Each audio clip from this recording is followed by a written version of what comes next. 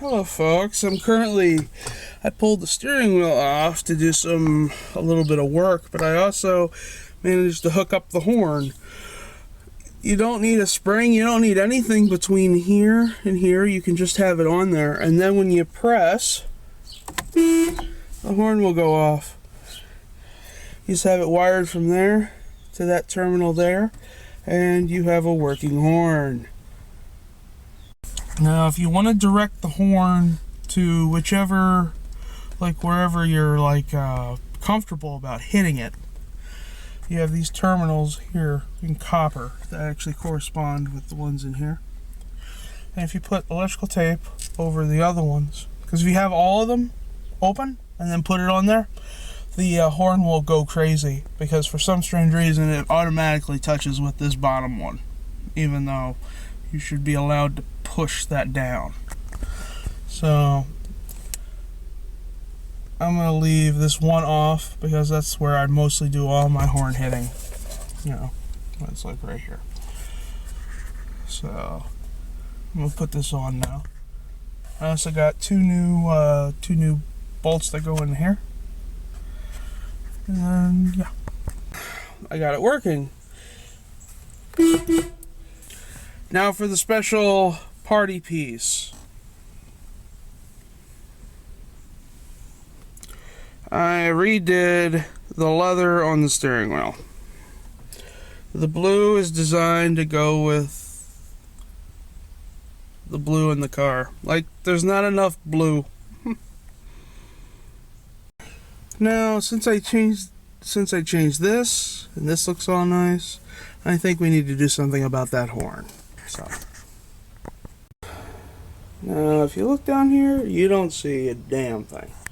And I've been getting conflicting reports on where this horn is. Now, I've owned this car for 8 years, and I finally figured out where it is. Because if you follow this into there,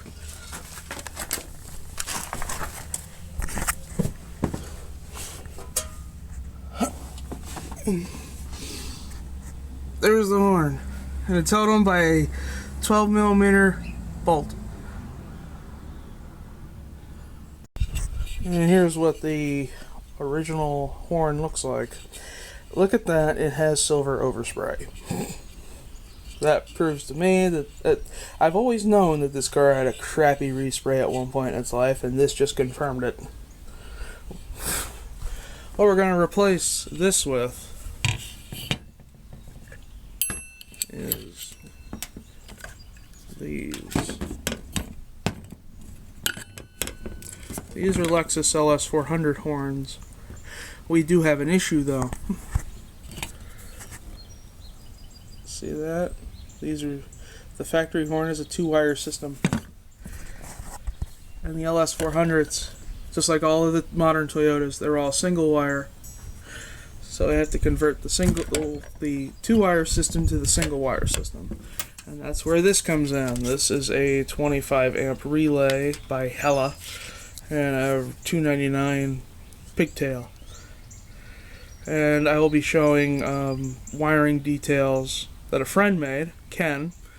So you can get many different relay wiring harnesses, and all of them will have different wires. So this particular one with this particular relay, you connect this yellow wire to your new horns. You connect these two wires together, and you run this to the white wire on the factory AE86 harness. And then, as some backwards ass stuff, you have this white wire that goes to a green wire, which is your trigger wire for the factory horns. So I've put right there, I'm going to have it held on by, a zip tie. It'll protect itself from the elements back there. And then if you can barely see, there's the connections. I'm going to wrap those up with electrical tape. And now I got to pick a place for the new horns.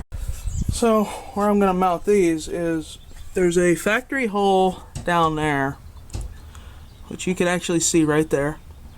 And then there's another one that was not used over here, which, yeah, right there. And if that one is threaded, I'm going to use the factory areas. Now this is the driver's side, and you can see that there is the hole and the threading. So I don't think you can see it on this side, but they're both in there. So now I just gotta connect both of them and then run the wire to that last connection on the relay. And I already tested it by pressing the horn and the relay clicks on. So this is gonna work. Now the only last piece to do is, you see the lone yellow line wire? Just connect it to the here, I'll just pull it out for you. This has got both wires going to both horns. And then when you press the horn pad, you will have the sweet sound of a Lexus LS400 horn system in a tiny car. Mwah!